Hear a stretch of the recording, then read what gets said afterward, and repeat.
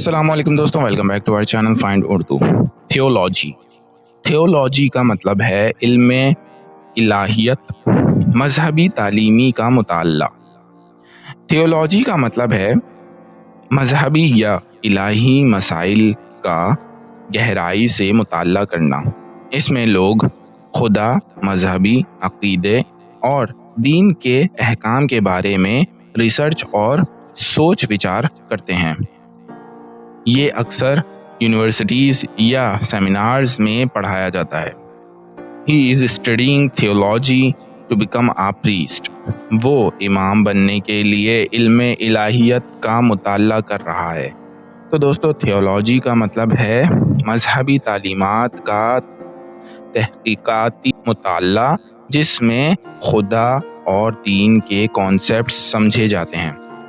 امید ہے اب آپ کو تھیولوجی کا مطلب سمجھ میں آ گیا ہوگا۔